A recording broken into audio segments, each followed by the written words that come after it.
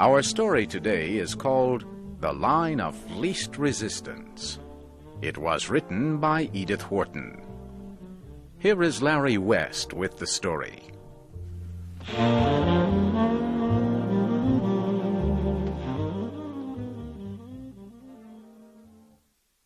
Mr. Minden returned home for lunch. His wife, Millicent, was not at home. The servants did not know where she was. Mr. Minden sat alone at the table in the garden. He ate a small piece of meat and drank some mineral water. Mr. Minden always ate simple meals because he had problems with his stomach. Why, then, did he keep a cook among his servants? Because his wife, Millicent, liked to invite her friends to big dinners and serve them rare and expensive food and wine. Mr. Minden did not enjoy his wife's parties. Millicent complained that he did not know how to enjoy life. She did a lot of things that he did not like. Millicent wasted Mr. Minden's money and was unpleasant to him, but he never got angry with his wife. After eating, Mr. Minden took a walk through his house. He did not stay long in the living room. It reminded him of all the hours he had spent there at his wife's parties. The sight of the formal dining room made him feel even more uncomfortable. He remembered the long dinners where he had to talk to his wife's friends for hours. They never seemed very interested in what he was saying. Mr. Minden walked quickly past the ballroom where his wife danced with her friends. He would go to bed after dinner, but he could hear the orchestra playing until 3 in the morning. Mr. Minden walked into the library. No one in the house ever read any of the books, but Mr. Minden was proud to be rich enough to have a perfectly useless room in his house. He went into the sunny little room where his wife planned her busy days and evenings. Her writing table was covered with notes and cards from all her friends. Her wastepaper basket was full of empty envelopes that had carried invitations to lunches, dinners, and theater parties. Mr. Minden saw a letter crushed into a small ball on the floor. He bent to pick it up.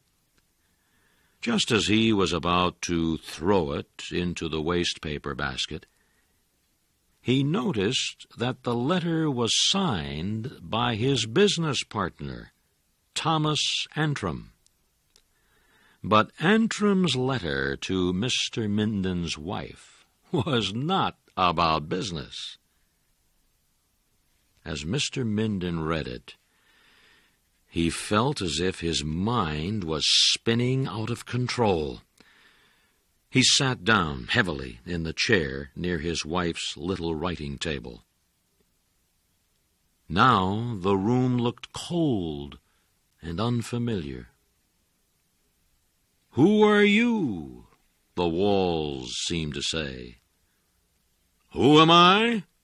Mr. Minden said in a loud voice.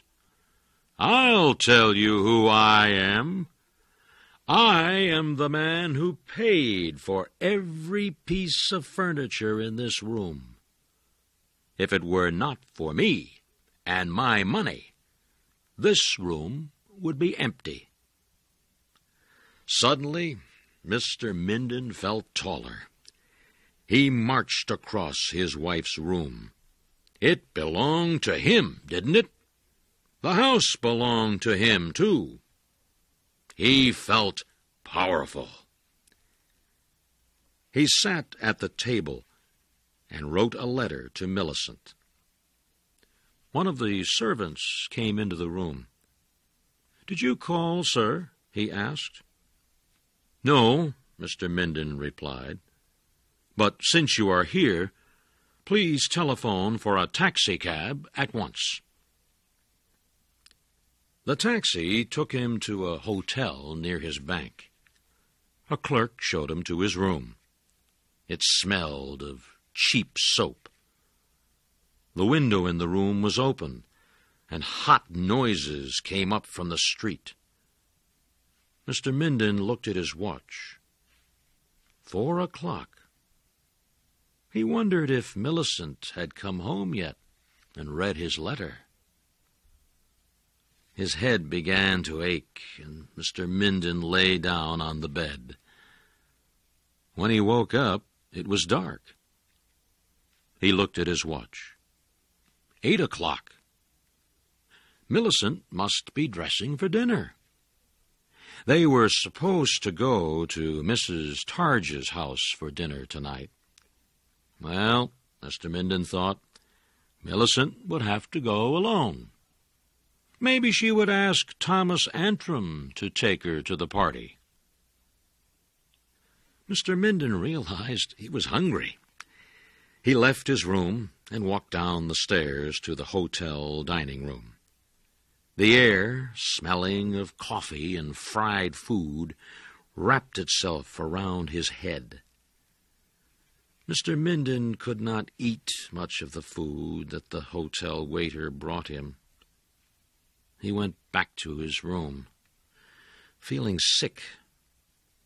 He also felt hot and dirty in the clothing he had worn all day. He had never realized how much he loved his home. Someone knocked at his door. Mr. Minden jumped to his feet. "Minden?" a voice asked. "Are you there?" Mr. Minden recognized that voice. It belonged to Lawrence Macy. 30 years ago, Macy had been very popular with women, especially with other men's wives. As a young man, he had interfered in many marriages. Now, in his old age, Lawrence Macy had become a kind of marriage doctor. He helped husbands and wives save their marriages. Mr. Minden began to feel better as soon as Lawrence Macy walked into his hotel room. 2 men followed him. One was Mr. Minden's rich uncle, Ezra Brownrigg.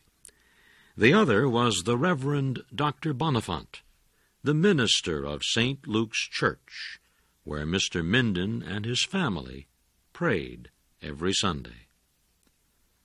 Mr. Minden looked at the 3 men and felt very proud that they had come to help him. For the first time in his married life, Mr. Minden felt as important as his wife Millicent. Lawrence Macy sat on the edge of the bed and lit a cigarette. "Mrs. Minden sent for me," he said.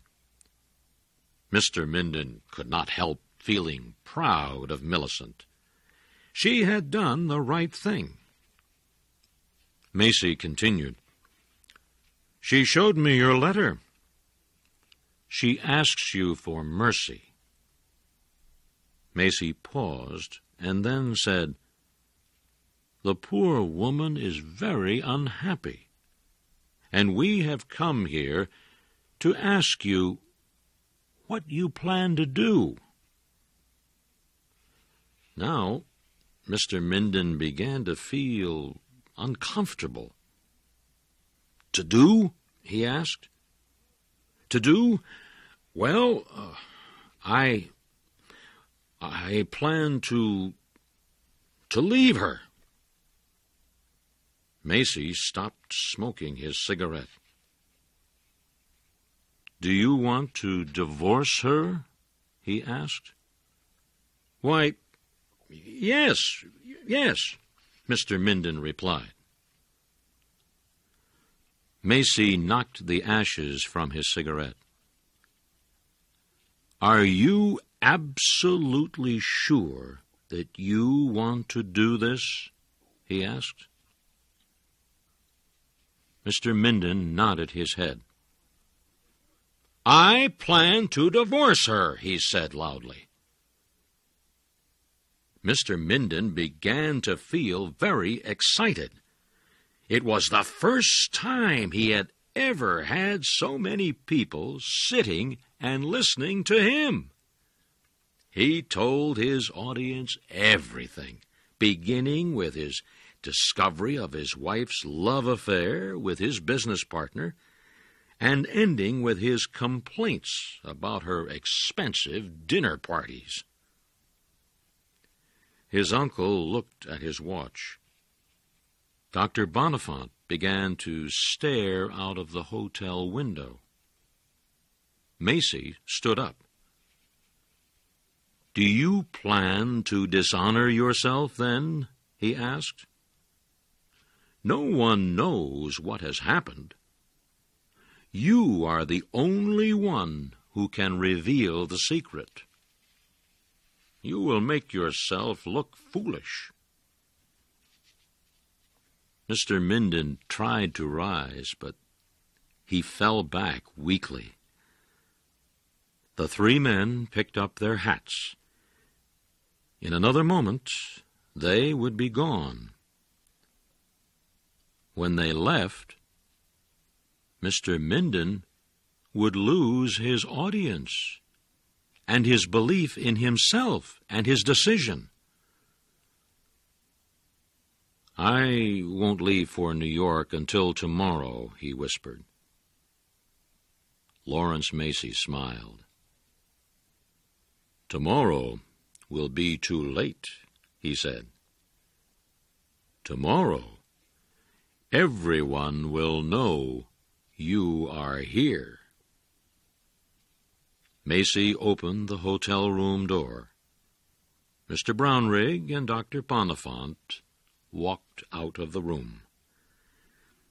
Macy turned to follow them when he felt Mr. Minden's hand grab his arm. I will come with you," Mr. Minden sighed. It's for the children." Lawrence Macy nodded as Mr. Minden walked out of the room. He closed the door gently.